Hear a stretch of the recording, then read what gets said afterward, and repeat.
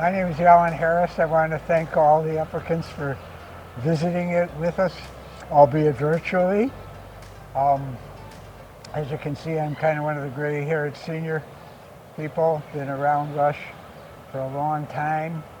I'm currently the Vice Chair for Academic Affairs in the Department of Medicine, a core faculty member in the Department of Medicine, and a hospital epidemiologist here at Rush. I have been the program director of internal medicine and an associate program director in our programs for over now 30 years. And so when I talk to you, I talk not only as an infectious disease person, but I talk to you as I would any of my residents who are finishing their categorical internal medicine residency training. So with that as a lead-in, we're going to take a little tour around the Rush campus. I think I'm going to show you some great facilities and give you a sense of the neighborhood that we live in.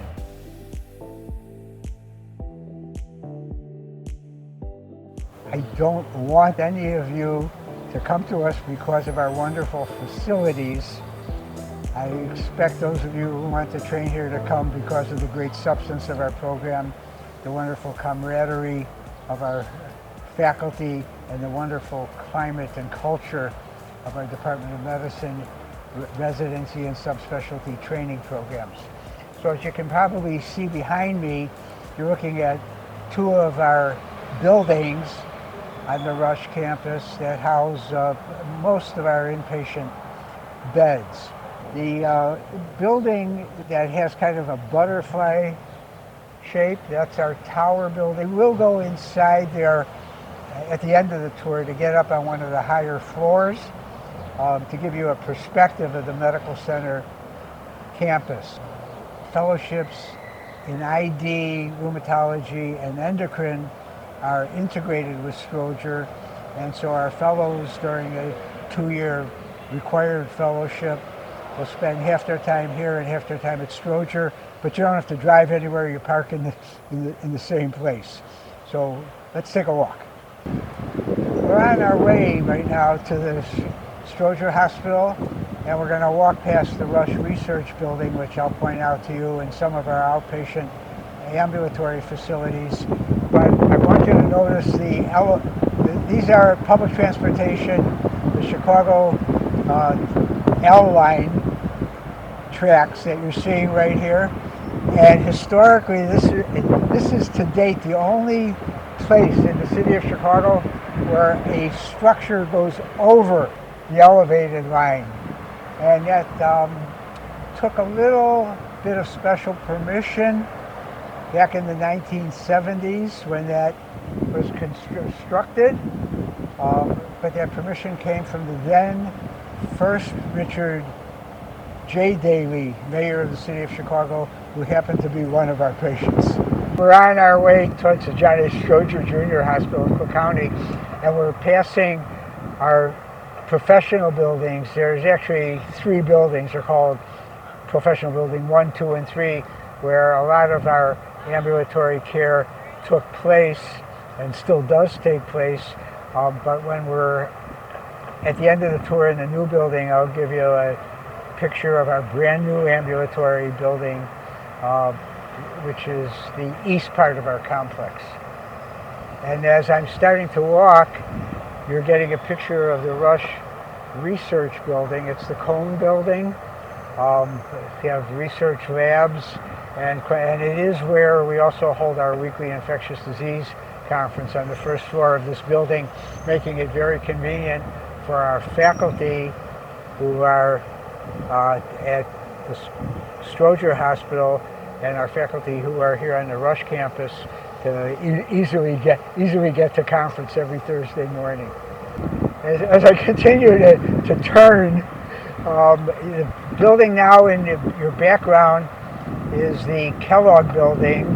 It's now our oldest building, and the higher floors and lower floors have laboratory space. The microbiology laboratories are in this building up on the 11th floor. and also space on the 14th floor. And so for those of you who train here, you will get to spend some time in this building. And on we go.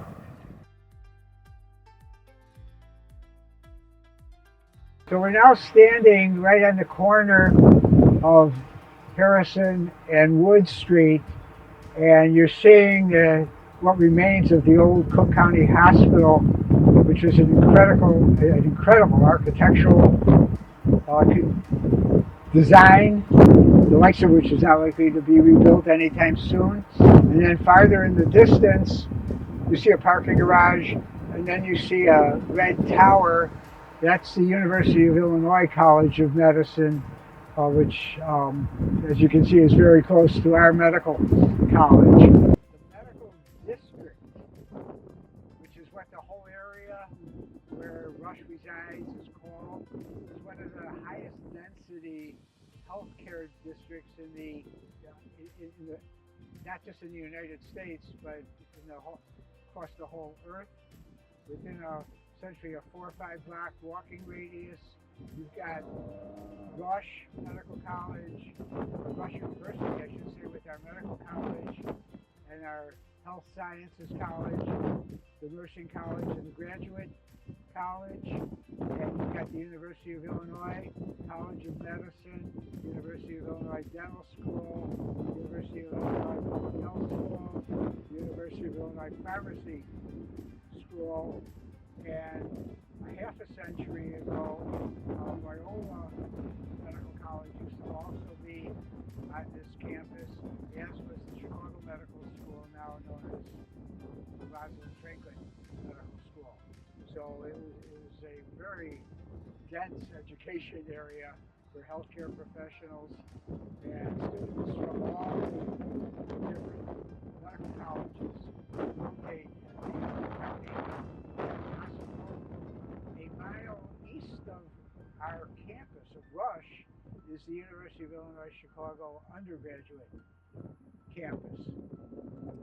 So now we're going to walk a little bit south on Wood Street just so I can give you a picture of the new Stroger Hospital, and then we'll come back and continue our walk in front of the old Stroger Hospital. So we're now looking at the back of what remains of the old Cook County Hospital. And I want to show you this only because you can see the driveway along the back of this building. That very brown part or tan part in the middle of the back used to be the drop-off for the Cook County Hospital emergency room. And that is the original spot, for those of you who are television buffs and still watch ER, that's where ER was first filmed. If you look at ER at the beginning, the backdrop for the drop-off is the back of the old Cook County Hospital, even though obviously all the filming eventually moved to Los Angeles. And now, as I turn, our wonderful administrative assistant, Elaine, who's the videographer here, is now giving you a sense of the new Stroger Hospital. And it's a wonderful structure. The old Stroger Hospital literally went a whole city block. It extended all the way to the street where the University of Illinois is. 100 years ago, that massive building housed 3,000 patients. The new Stroger Hospital is about 382 beds. It's a wonderful public hospital facility. It's one of the 3 largest remaining big city public hospitals in the country. There's private rooms, there's double rooms. The facilities are really, really terrific. The whole second floor running the length of the building is one ICU after another. You know, from MICU to CCU, to surgical ICU, to neuro ICU, to peds ICU. while on the Rush campus, you're not likely to see very many HIV inpatients, and when they are, they're usually in for not so much for their HIV or opportunistic infections as they are for the chronic diseases that are accelerated in people with HIV infection. While during rotations at Stroger, quite frankly, you'll still occasionally get to see what HIV used to present like in the 80s with PCP pneumonia or Kaposi sarcoma or cryptococcal meningitis or candida esophagitis. So I think our program offers really a breadth and depth of clinical exposures and experience and responsibility that, quite frankly, my bias is unmatched anywhere in the country. So now we will continue along the Harrison Street, walking west in front of the old Stroger building. We walk the length of the remaining front structure of the old Cook County Hospital. You can see it's now got a food court on the ground level, and it's a Hyatt hotel, and there's a museum on the ground level that has the history of Cook County Hospital. This remnant stayed empty for, I think, over 10 years, as it was kind of a political football. The preservationists did not want the building destroyed, and other people did want it knocked down. But no matter what you did with the building, it was a big deal because of all the asbestos that's in that construction of this building. So it really laid dormant and empty as a remnant for a long time before investment dollars went in that resulted in it now being a food court and a hotel and a museum. I think you'll get a better sense of the really detailed architecture of the front of this building as we walk this block.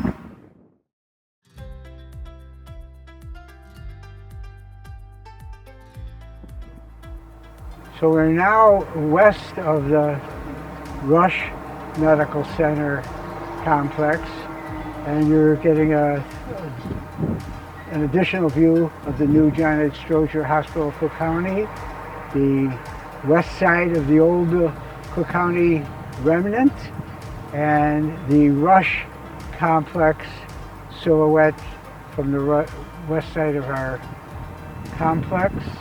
And then you can see we're actually about 2 miles from the lake, and you can see the Chicago skyline. As Irene continues to rotate, the Core Center comes into view. The Core Center is over 25 years old now. It is, and always has been, a Rush-Cook County partnership. It is a STD clinic, the catalyst of its creation being HIV.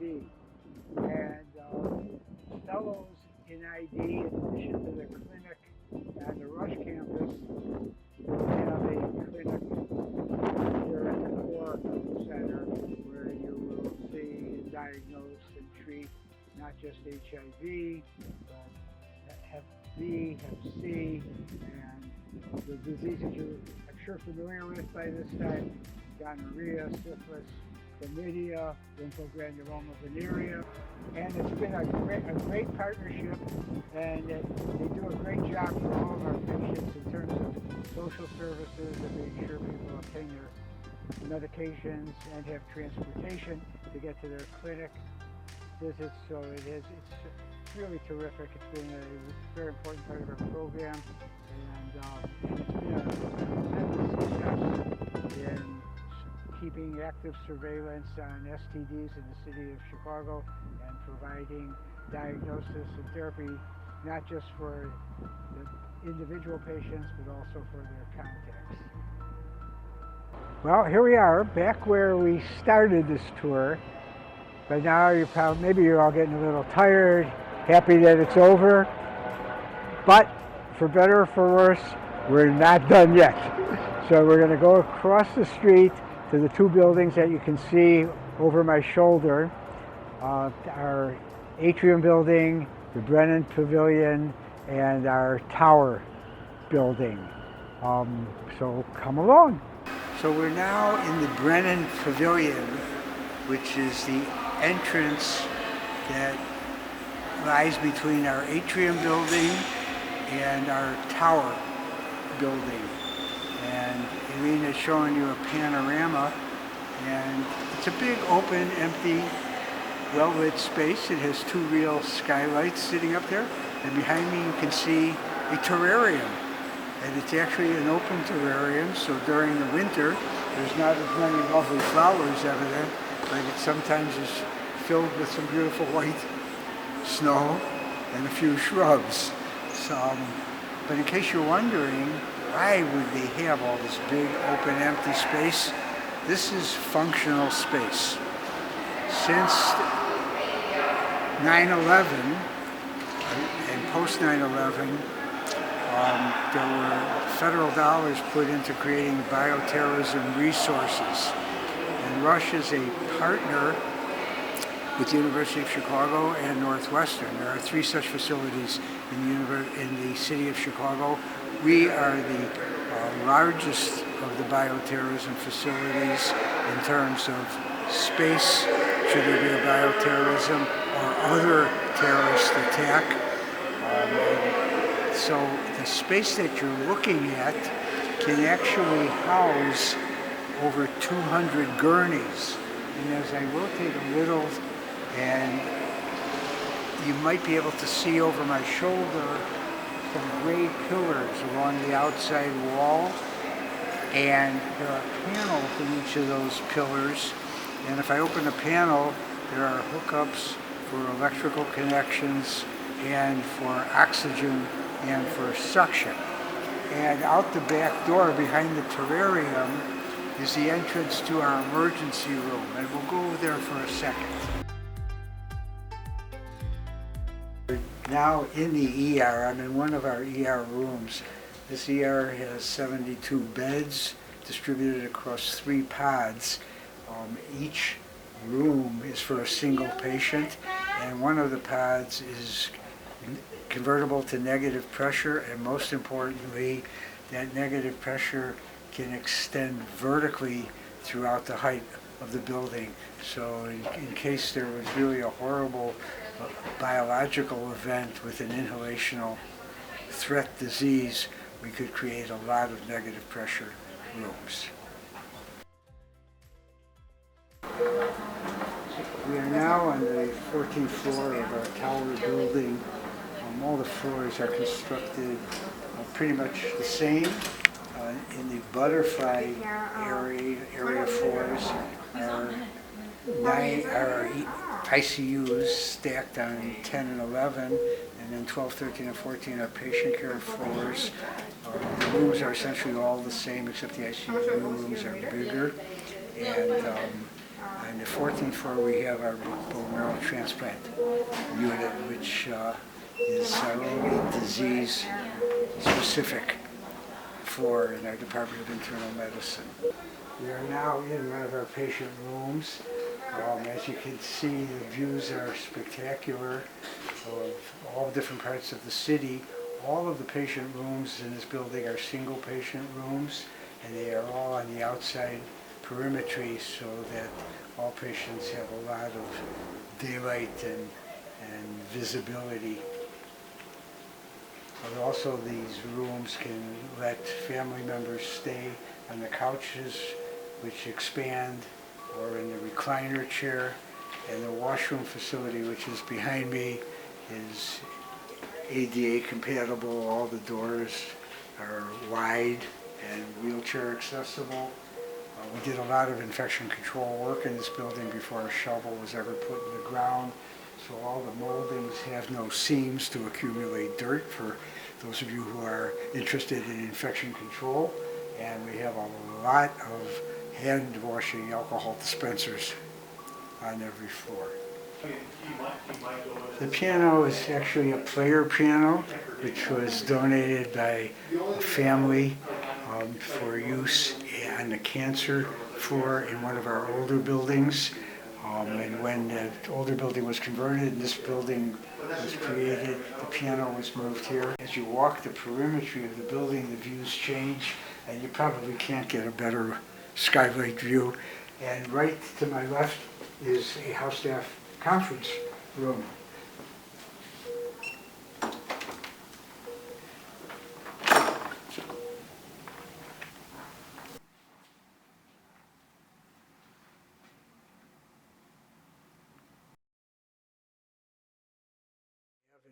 And you're looking at our new outpatient facility which opened earlier this year. It's called the Rubschlager Building, predominantly dedicated to the neurosciences and to cancer. And just the other side of that building, signage says Rush Specialty Hospital. That's a 100-bed facility, a partnership between Rush and Select Medical, which opened earlier this year. And it has 100 beds, and 60 of them are rehab beds, and 40 of them are in LTAC, a long-term acute care hospital. So Eileen just showed you a panorama looking south, and then on your left is east, and on your right is west of the medical center complex. But a little bit of Chicago trivia is that building at the distant end here, the tall building that's half red on the right and steel gray mesh on the left. Right in front of that building, a long time ago before there was Wrigley Field, the Chicago Cubs played in a field called Wayland Park. And if you've ever heard the expression in your lives when somebody says something that sounds really crazy, where did you get that idea? And somebody says from out in left field. It comes from where the Cubs used to play, at Wayland Park, because that building that you're looking at is the updated version of the Illinois Psychiatric Institute, which used to sit just across left field. So this really does conclude our tour. Over my shoulder you can see the corner where we started. I wanted you to get the view because you're looking at the ground floor of our academic facility where the medical college, the nursing college, and the health sciences college are all located. And the entrance to the ID clinic is literally at street level, which is really nice for our patients. And also we can obviously access the clinic through that door, but we also have access to the clinic and the ID offices on the inside on the ground level. And a few years ago, as a really nice perk for all of us in ID, you can see that they opened the Starbucks. That used to be the bookstore. The bookstore is now up on the second floor by the cafeteria, but ID can now walk across the hallway and pick up whatever you like from Starbucks. So I'd like, in conclusion, actually, to, on a serious note, thank all of you for being interested in our program. I want to wish all of you good luck on your interview process. I am confident that you will all get into good programs, and I hope you pick and get the program that you feel is best for you. And I do hope to get to meet some of you, albeit virtually, during the interview